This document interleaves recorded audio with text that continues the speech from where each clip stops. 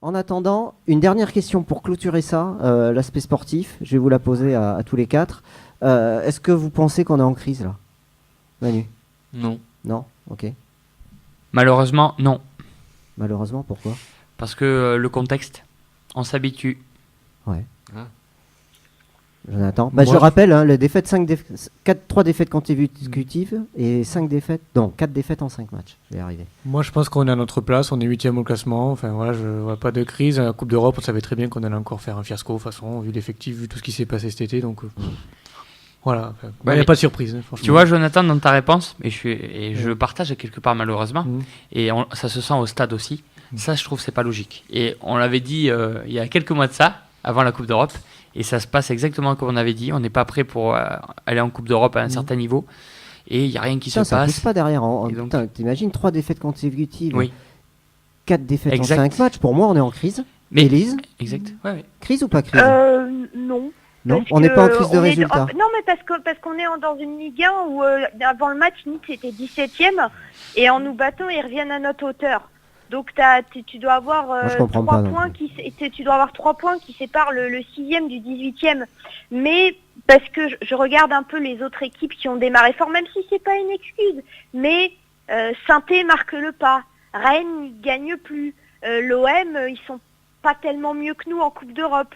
Alors t'as Lyon qui gagne sur un énorme malentendu alors qu'ils sont pas géniaux non plus, mais ceux à côté de qui tu dois être, bon t'as Nice qui a un fond de jeu, qui a Patrick Vieira qui a instauré des trucs qui fait que au début c'était un peu compliqué, mais maintenant les mecs commencent à prendre le pli, mais les équipes à côté de qui tu dois être, Rennes, Saint-Étienne, bon l'OM je les mets pas à part, et ça commence à faire la gueule un petit peu aussi, alors bon c'est toujours se comparer aux autres, c'est pas encore une bonne chose, mais dans la Ligue 1 actuelle, techniquement, t'es pas décroché. Alors de toute façon, est-ce qu'en plus ça nous aiderait d'être en crise, sachant qu'on sait pas gérer et qu'on se sort les doigts que quand on a envie, je sais pas si ce serait une bonne chose. De toute façon, on est dans une période de transition, c'est une saison de transition.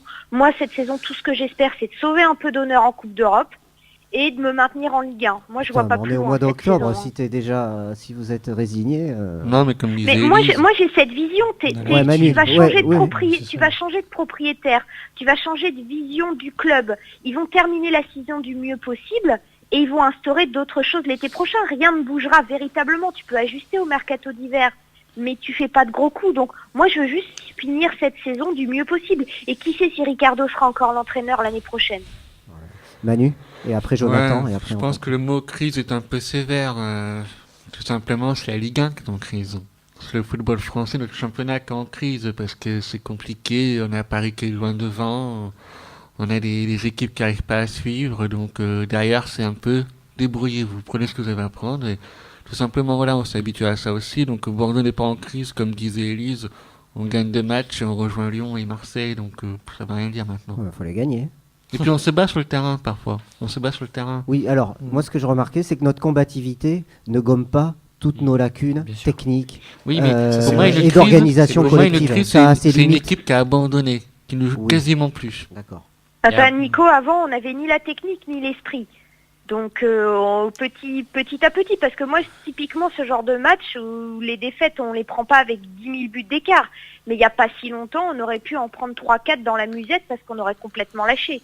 Ah, ok, à 3 ou 4 buts, on s'en fout, tu prends pas de points, mais au goal average, ça compte. Alors après, moi, écoute, on n'a pas la technique, on a la combativité, peut-être qu'un jour on aura les deux, qui sait. Ouais.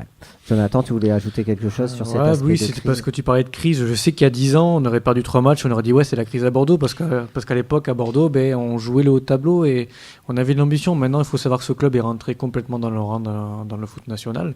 Clairement, on n'existe plus vraiment, on parle plus beaucoup de nous dans les journaux nationaux, etc.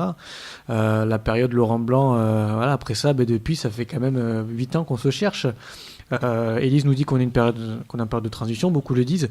Moi, je trouve que ça fait 8 ans qu'on a une période de transition, il n'y a rien qui avance, qu'on est toujours entre la 6e et la 8e place. Tu changeais pas de proprio. Tant qu'M6 était toujours là, tu pouvais pas t'imaginer que quelque chose allait changer. Mais je vois pas C'était pas possible. Moi, je vois pas ce que cette personne-là va changer quand on voit le budget qu'il apporte. Ça va juste... En fait, il va juste créer C'est pas une question de budget, je pense surtout que c'est une question globale du club et des gens qui sont moins usés.